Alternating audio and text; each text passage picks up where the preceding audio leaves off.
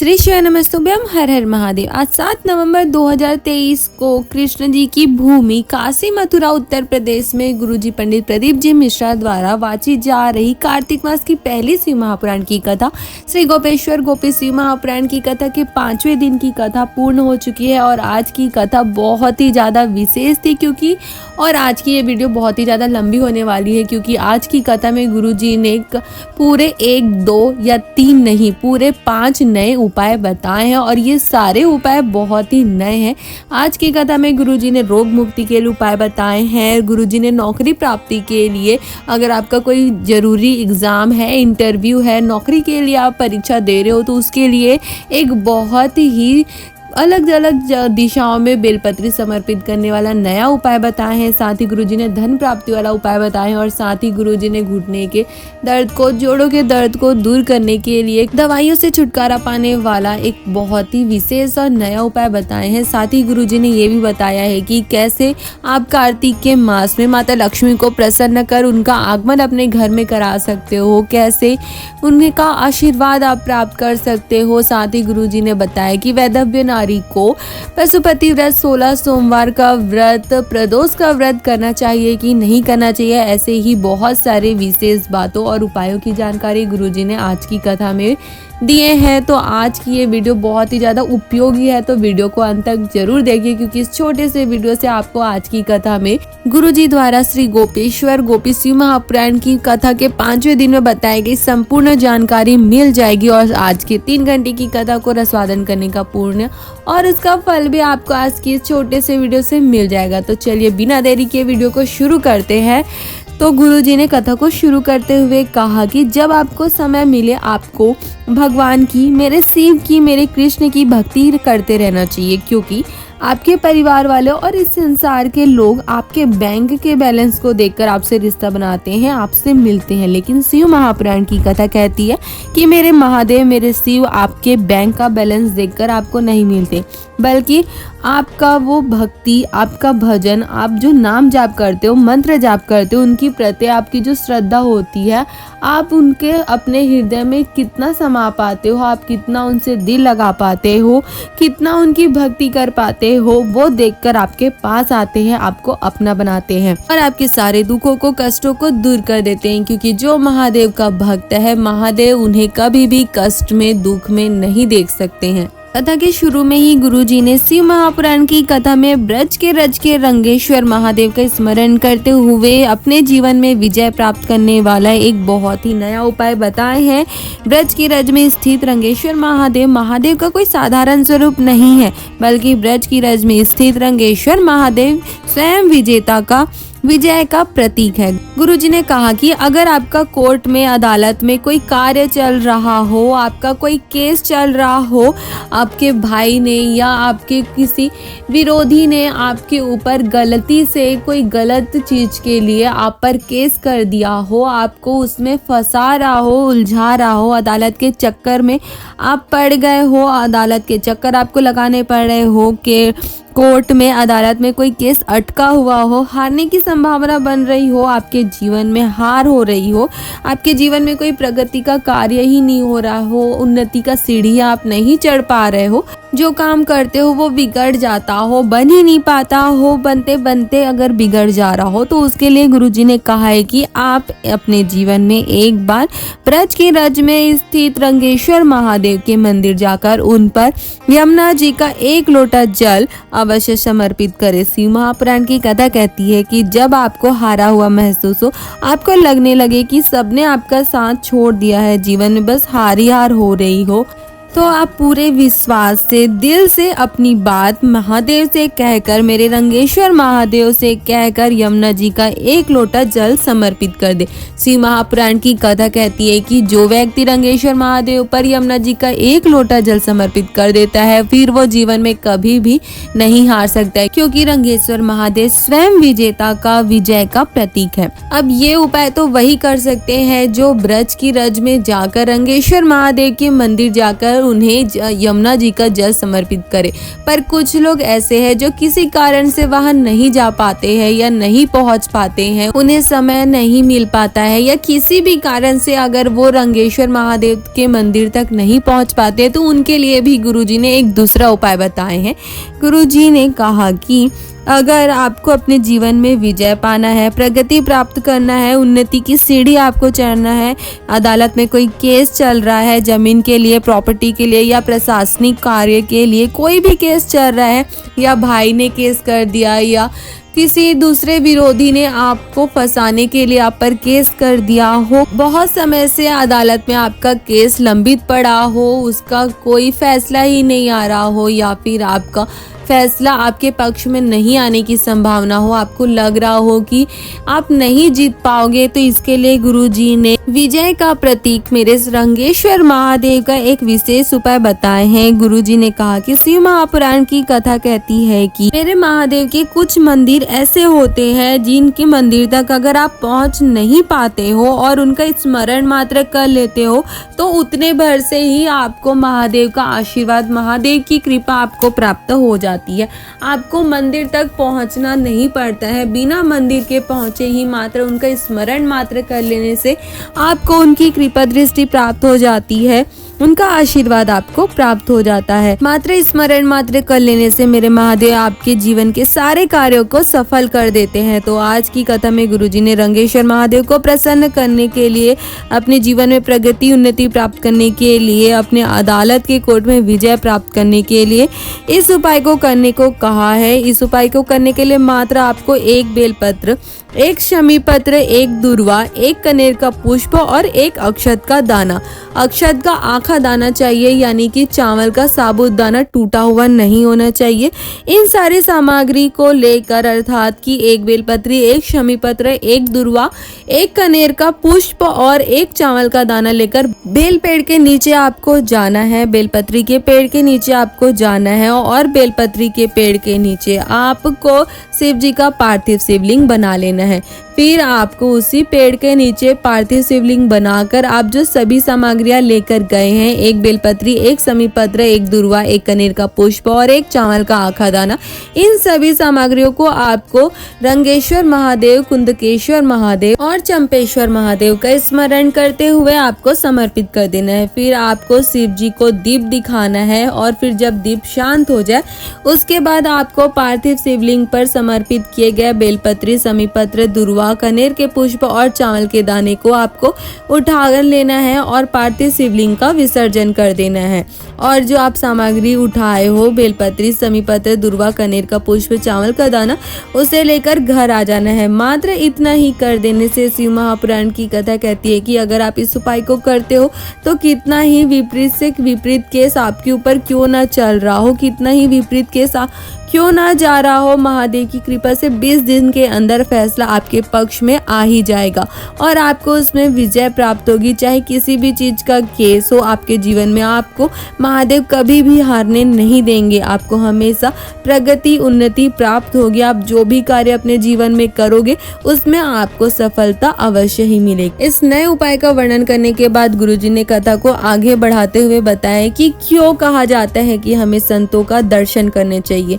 गुरुजी ने बताया कि शिव महापुराण की कथा वर्णन करती है कि जब आप संतों का दर्शन करते हो तो संतों ने जितनी माला जपी है, जितना स्मरण उन्होंने भगवान को किया है, संत जितना राधा कृष्ण शिव राम नाम जपते हैं, जितना भी स्मरण करते हैं, उन सभी देवी देवताओं की कृपा दृष्टि मात्र उन संतों के मुखाग्र वृंद का दर्शन मात्र कर लेने से प्राप्त हो जाती है। सबकी कृपा, सबका आशीर्वाद आपको एक साथ एक बार में ही प्राप्त हो जाता है, आपका कल्याण हो जाता है। इसलिए आपको संतों का दर्शन अवश्य करना चाहिए। कथा में आगे गुरुजी ने कहा कि शिव महापुराण की कथा में चंदन का बहुत ही विशेष महत्व होता है। शिव जी पर, नारायण पर लगा चंदन कोई साधारण चंदन नहीं होता है। शिव महापुराण की कथा वर्णन करती है कि अगर आपने शिव जी पर चंदन लगाकर उस थोड़े से चंदन का भी सम्मान कर कर उसे अपने मस्तक पर लगा लेते हो तो आपको पूरे संसार में सम्मान प्राप्त होता है, आपका यश बढ़ता है, मेरे महादेव आपको विजय प्रदान करते हैं, आप हमेशा उन्नति का सीढ़ी चढ़ते जाते हैं। कथा में आगे गुरुजी ने कहा कि पक्षी अपने पंख से ऊपर उड़ता है और मनुष्य अपने विनम्रता से ऊपर उड़ता है। चाहे धन कितना भी हो आपके पास, दौलत कितनी भी हो आपके पास, सत्ता कितना भी हो आपके पास, चाहे आपके घर में हीरा भरा हो, पन्ना भरा हो, पर कभी भी अपनी नम्रता को आपको समाप्त नहीं करना चाहिए। अगर आपकी नम्रता चली गई तो फिर आपको एक न एक दिन नीचे गिरना ही पड़ेगा। गुरुजी ने कहा कि आपको अपने जीवन में हमेशा 2 बातों का स्मरण तो रखना ही चाहिए। एक तो अपने जीवन से नम्रता कभी नहीं छोड़नी चाहिए और दूसरा अपने घर के दरवाजे से गाय को और बेटी को कभी भी खाली हाथ नहीं भेजना चाहिए। ऐसा नहीं है कि आपकी बेटी, आपके दामाद आपसे कुछ चाहते हैं या आप उन्हें हमेशा धन दो, दौलत दो। उनके पास भी पर्याप्त दौलत है, बस आपको देने की ज़रूरत है, तो उन्हें मुस्कान देने की ज़रूरत है। कथा में आगे गुरुजी ने एक भक्त का उत्तर देते हुए कहा कि एक माता ने हमसे प्रश्न किया था कि क्या वैधव्य नारी पशुपति व्रत नहीं कर सकती, 16 सोमवार के व्रत नहीं कर सकती, क्या वो भगवान शंकर के सोमवार का व्रत नहीं कर सकती, क्या वो एकादशी प्रदोष का व्रत नहीं कर सकती। तो उस माता के प्रश्न का उत्तर देते हुए गुरुजी ने कहा कि इसमें नारी की क्या गलती है अगर पति पहले चला गया है, या पति की क्या गलती है अगर पत्नी पहले चली गई है। गुरुजी ने कहा कि ये तो मानव की देह है, जन्म, मरण और परण ये तीनों मेरे महादेव के हाथ में है। किसको कब देना है ये मेरे महादेव जानते हैं। कथा में आगे गुरुजी ने महादेव का आशीर्वाद प्राप्त कर नौकरी प्राप्त करने के लिए एक बहुत ही नया उपाय बताए हैं। गुरुजी ने कहा कि आप बहुत बार नौकरी के लिए एग्ज़ाम दे देकर थक गए हो, खूब मेहनत करते हो, खूब तैयारी करते हो, दिन रात पढ़ते हो, उसके बाद भी कुछ न कुछ कारण से आप थोड़े नंबरों से भी अगर चूक जा रहे हो, आपके नौकरी के राह में कोई ना कोई अड़चने आ जाती हो, तो गुरुजी ने महादेव का आशीर्वाद प्राप्त कर अपने नौकरी के राहों के सारे रास्तों को खोलने के लिए, सारे राहों को खोलने के लिए एक बहुत ही नया उपाय बताए हैं। गुरुजी ने कहा कि जब आप अपने एग्ज़ाम की, परीक्षा की, इंटरव्यू की, नौकरी की पूरी तैयारी कर लो, दिन रात मेहनत कर लो, तब आखिरी में जब आप एग्ज़ाम देने जाओ तो उससे पहले आप महादेव का आशीर्वाद प्राप्त करने के लिए एक बार इस उपाय को अवश्य करके देखें। महादेव पर पूर्ण विश्वास करके पूरी आस के साथ आपको इस उपाय को करना है। आप वीडियो में भी देखकर उपाय को समझ सकते हो। तो इस उपाय को करने के लिए आपको शिव जी के मंदिर मात्र लाल चंदन, पीली चंदन और 5 बेलपत्र लेकर जाना है। मंदिर पहुंचकर आपको महादेव को प्रणाम करके पूरे आस और दृढ़ विश्वास के साथ कि आपको महादेव का आशीर्वाद मिलेगा ही, महादेव आपके उस परीक्षा को सफल करेंगे ही, इसी विश्वास के साथ आपको शिव जी के शिवलिंग में जलाधारी के चारों तरफ, यानी माता पार्वती का जो हस्त कमल होता है शिवलिंग में, वहां पर चारों तरफ आपको लाल चंदन के 7 बिंदी लगाना है। फिर उसके बाद आपको माता अशोक सुंदरी के स्थान पर पीला चंदन आप जो लेकर गए हो, उस पीले चंदन की 5 बिंदी लगाना है। फिर अंत में आपको जो आप 5 बेलपत्री लेकर गए हो, उस बेलपत्री को, 5 बेलपत्री को आपको पशुपति शिव जी का स्मरण कर शिव जी पर समर्पित करना है। 5 बेलपत्री की डंडी का मुख अलग अलग तरफ होना चाहिए, अलग अलग दिशा में होना चाहिए। आप वीडियो में भी देखकर समझ सकते हो। इस तरीके से पशुपति शिव जी का स्मरण कर 5 बेलपत्री समर्पित करने के बाद आपको बेलपत्री के ऊपर अपना हाथ रखकर महादेव से निवेदन करना है। अपने परीक्षा का, इंटरव्यू का स्मरण करना है। जिस दिन आपका एग्जाम हो उस दिन आप इस उपाय को अवश्य करके महादेव का आशीर्वाद प्राप्त करके अपना परीक्षा देने जाए। आप जो 5 बेलपत्री शिव जी को अलग अलग दिशा की ओर समर्पित करते हो, उसका अर्थ होता है कि आपने आपके राहों में सारी तरफ से आने वाली बाधाएं, अड़चनों को दूर कर रहे हो और आपकी सारी बाधाओं को, अड़चनों को, आपकी जो भी राह में आ रही होती है उससे महादेव दूर कर देते हैं। महादेव आपके इस उपाय को अवश्य स्वीकार करते हैं और उसका फल निश्चित ही प्रदान करते हैं। और आपकी मेहनत और महादेव पर विश्वास, महादेव का आशीर्वाद से आपको परीक्षा में सफलता अवश्य मिलती है। बहुत ही आसान और नया उपाय गुरुजी ने बताए हैं। एक बार आप अवश्य करके देखें। इस उपाय को करने से तो कुछ भी नहीं जाएगा, मात्र 5 मिनट ही लगेंगे और आपको महादेव की कृपा भी प्राप्त हो जाएगी। और अगली बार आप भी ही पत्र लेकर शिव जी को धन्यवाद करने शिव महापुराण की कथा तक जरूर पहुंचेंगे। कथा में आगे गुरुजी ने शरीर में गठान हो गया हो उसके लिए भी एक नया उपाय गुरुजी ने एक भक्त के पत्र को पढ़कर बताया, जो वो भक्त महादेव को धन्यवाद करने के लिए उस पत्र को लिखा था। तो गुरुजी ने कहा कि अगर शरीर में गठान हो गया हो, बहुत ज़्यादा परेशान हो, तो आपको डॉक्टर को तो दिखाना ही है, पर उसके साथ में ही आपको महादेव पर विश्वास करके इस उपाय को भी अवश्य करना है। इस उपाय को करने के लिए आपको शिव जी के मंदिर एक बेलपत्र लेकर जाना है। बाबा को बेलपत्री समर्पित करने के बाद उस बेलपत्री की डंडी को तोड़ लेना है और उस बेलपत्री की डंडी को आपको माता अशोक सुंदरी के स्थान पर माता अशोक सुंदरी और हटकेश्वर महादेव का स्मरण करते हुए स्पर्श कराकर महादेव से निवेदन कर उस बेलपत्री की डंडी को खा लेना है। मात्र इतना ही करना है। मात्र बेलपत्री की डंडी को माता अशोक सुंदरी और हटकेश्वर महादेव का स्मरण कर माता अशोक सुंदरी के स्थान पर स्पर्श कराकर उसे खा लेने मात्र से आपके शरीर का गठान घुलना शुरू हो जाता है, वो मिटना शुरू हो जाता है। मेरे महादेव आपके शरीर के सारे गठानों को खत्म कर देते हैं। चाहे कितना भी साल हो गया हो, कितने ही सालों से दवाई क्यों ना चल रही हो, ठीक नहीं हो रहा हो, तो भी वो ठीक हो जाता है। ये बहुत ही अचूक शिव महापुराण का उपाय है।